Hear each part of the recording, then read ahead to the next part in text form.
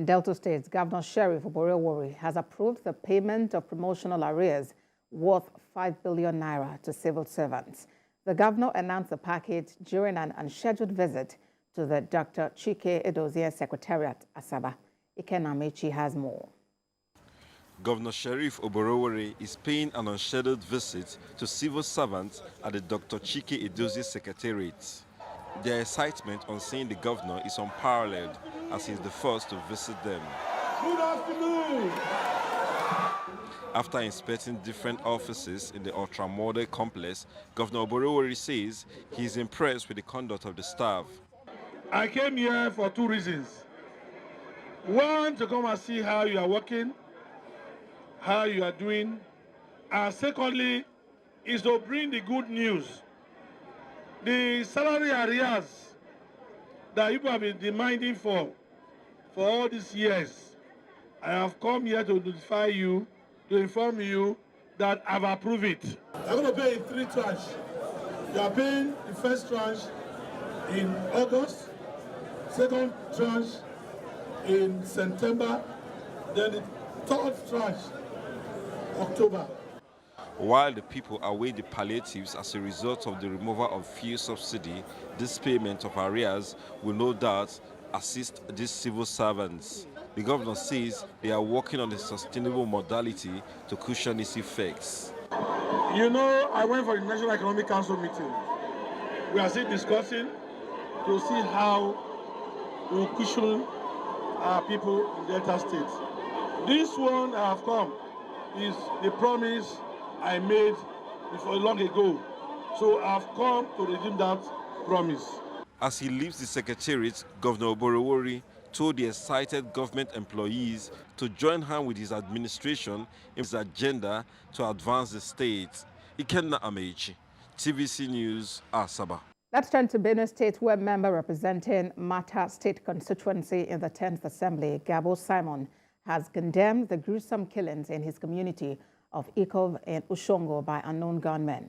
He visited the affected community to sympathize with them over the loss of their loved ones and to assess the level of damage. Maya Wakwato reports. Governor Isent Alia has made it his primary objective to bring to end the incessant killings in BENUE State. But he has his hands full, as most of the killings are as a result of clashes between farmers and herders and communal crisis.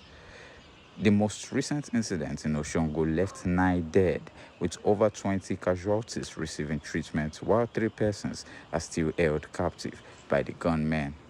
The member representing Mata State constituency in the 10th Assembly visits the scene of the incidents. He meets with grieving community yet to get over the shock of the attack and sympathizes with them. He tries to calm down angry youths, urging them to be vigilant and report suspicious movements to security operators to help track down the culprits. I ask my people to remain calm and law-abiding.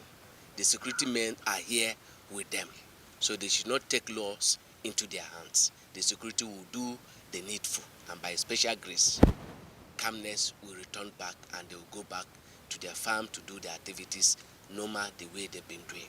The Ikov Development Association has charged the government to mount more roadblocks from Ugbema down to Ikov exits. I consulted the members of my community. I told them to be calm so that the person who is responsible for us, he said we should be calm.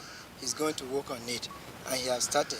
Now that we are seeing the enforcement around us, there is no provocation. Well, why? People were young men were jubilating, dancing and singing songs, and they just came from nowhere, and suddenly we discovered some people shot down like animals in the bush. Issues of this nature, crimes of this nature are taking place, and we are not hearing from him. That to me, or that to the PDP, reflects an insensitivity. It reflects a lack of care, and he owes the people of BENUE State a duty of care. Residents of USHONGO also appreciate the government's efforts and pray for more assistance to facilitate quick resettlement of the displaced persons back to their ancestral homes. Mayowa Okwato, TVC News, USHONGO. A bit of politics now. Former governor of KANO State has assured that if he's chosen as the next national chairman of the APC, he will work to better unite the party. Speaking with journalists at his residence in the nation's capital, the former governor said the APC will be active in Nigeria's democratic process and will serve as a driving force for progressive politics. Abdullahi Ganduje has been rumored to be the next APC national chairman, a position that will be subject to confirmation by the gathering of the National Executive Committee of the APC.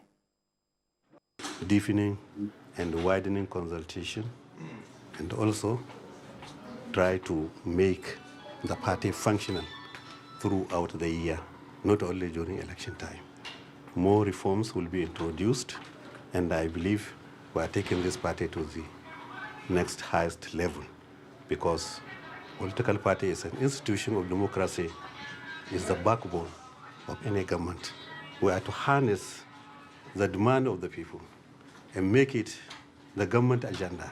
And also we participate in the implementation of important government programs so that the people will understand. And that will assist us in mobilizing membership for a great party. Governor Seyi Makinde of Oyo State has sworn in the new commissioners in the state. He also swore in the secretary to the state government, Kudirat Adeyemo, and Olubunmi Oni as the substantive head of service, Oyo State. Olaide Oyewole has details. The inauguration of the new commissioners, totaling 16, comes after the State Assembly approved the list of nominees put forward by Governor Seyi Makinde. The governor also approved the elevation of 13 civil servants to the position of permanent secretaries to see to the administrative affairs of the various ministries. One after the other, the commissioners, permanent secretaries, and other political appointees took turns to take the oath of office and show allegiance to their respective positions. The Constitution of the Federal Republic of Nigeria. So help me God. The governor afterwards advised the public servants to discharge their duties with diligence and emphasized that the government is open to constructive criticisms as they are essential for the state's progress and development. And this is a government that is still being formed. So I appeal to our people, if you cannot help us by criticizing us constructively, please don't distract us. Let us serve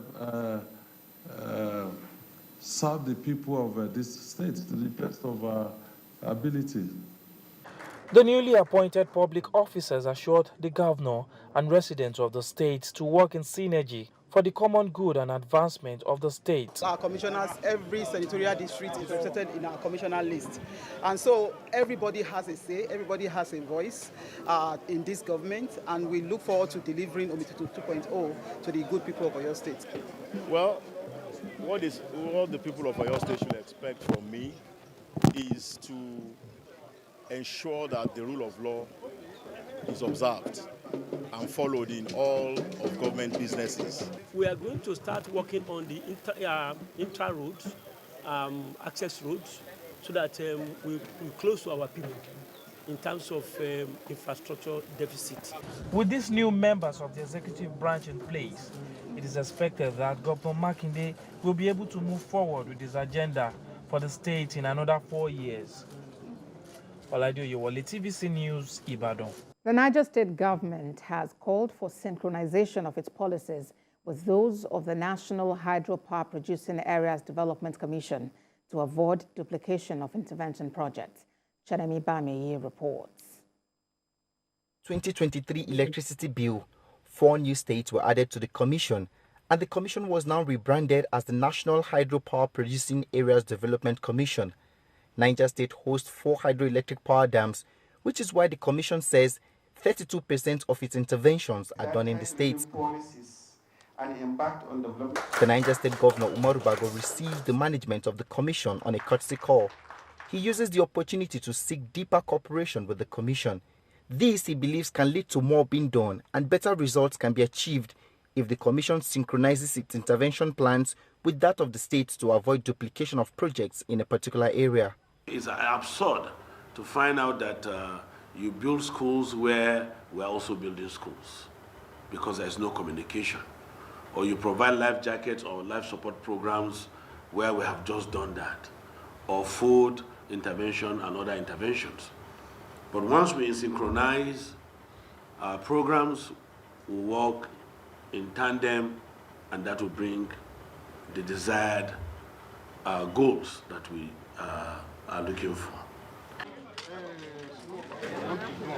So the meeting was a good one, and we'll assure if we are able to implement those issues we have discussed today, the communities will be the better for it. The Nigerian Meteorological Agency NIMET has Niger State squarely in its sights as one of the states to be affected by flood.